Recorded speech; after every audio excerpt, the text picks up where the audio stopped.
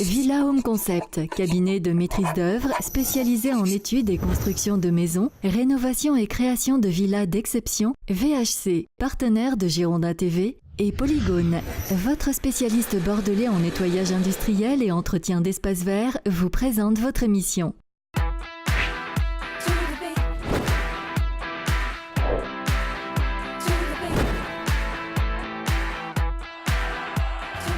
Bonsoir à tous, l'émission que le PAF entier nous envie, vous êtes les bienvenus dans le forum de Girondin TV. Nous allons refaire l'actualité du football et celle des Marinés Blancs en particulier cette semaine avec tout d'abord Denis Grandjou. Salut Denis. Bonjour Manu, bonjour tout le monde.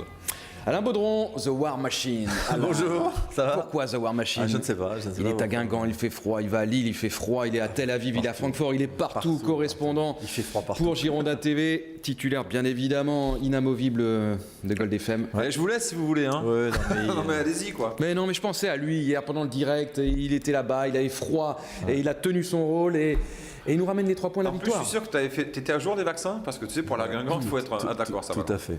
En direct depuis le stade du Roudoudou. Ouais. Avec Alors c'est 2 Roudourou et pas du Roudourou. C'est 2 Roudourou. 2 Roudourou. C'est facile à. C'est facile. Alors que du Roudourou c'est plus facile, mais le stade 2 Roudourou. Et il nous ramène les 3 points de la victoire. On va saluer aussi la présence de Lilian Lasland, notre mascotte sur ce plateau. On va en discuter dimanche prochain avec Franck Jurietti qui aura le plaisir de commenter cette rencontre à mes côtés et celle de Marius Trésor. Il a la pression, Franck Jurietti. De quoi allons-nous parler dans cette émission? Nous allons revenir sur la victoire des Girondins de Bordeaux donc hier soir en terre bretonne. Nous allons nous projeter sur la 17e journée de Ligue 1. Et oui, ça va vite hein. Face à Lille. Bientôt la trêve. On va parler aussi de l'invincibilité des Niamas, qui pourrait dépasser le record de Gaëtan Huard qui sera présent dimanche. Il sera aussi en direct dans l'avant-match. Gaëtan Huard, j'imagine que vous allez le rencontrer parce que lui, moi c'est déjà fait. Moi c'est déjà fait. Vous l'avez déjà fait depuis 3 semaines. Quelle anticipation. Non. Ça a été fait un visionnaire. Mardi. Mais complètement un visionnaire. Mardi. On n'a pas déterminé les rôles cette semaine. Qui est Chafouin? Non, je pense qu'il faut reprendre. Je n'ai plus envie. Je serai plus Chafouin de ma vie. D'accord. Donc c'est le gentil aujourd'hui. Ouais, vous êtes le méchant, Denis. Non, mais j'ai pas envie d'être méchant. Ça va être compliqué parce que 2 victoires de suite pour les Girondins de Bordeaux. Il va vraiment falloir gratter. On peut pas être méchant. Enfin, si on peut un peu, mais pas trop en fait. Non mais c'est vrai que on commence là, c'est parti. Non, pas tout de suite. Pas tout de suite parce que tout d'abord nous allons rejoindre Olivier Faure, le tour de l'actu des Marinés Blancs en moins de 2 minutes. Bonjour Emmanuel, bonjour à tous. Les dernières informations au sujet des Girondins de Bordeaux. Pas d'entraînement ce vendredi. Les hommes de Francis Gillot bénéficient d'une journée de repos. Ils s'entraîneront à huis clos ce samedi, donc avant la 17e journée de Ligue 1. Ce dimanche à 14h avec la réception du 2e du championnat.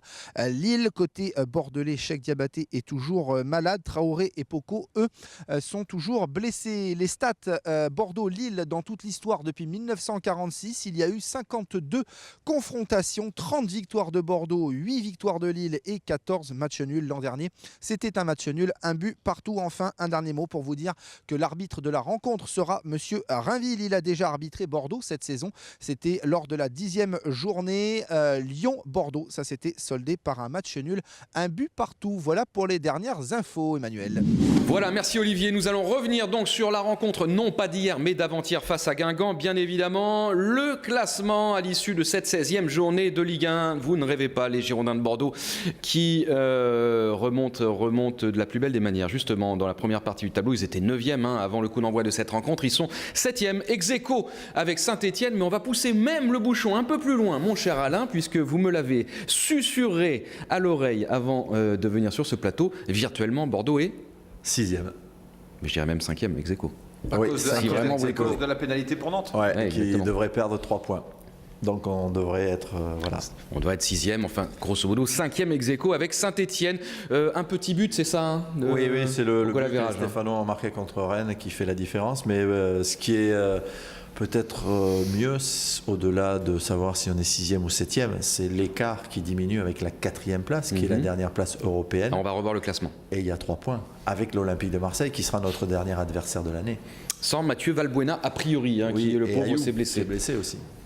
André Ayou ? Oui, qui ne reprendra qu'en janvier.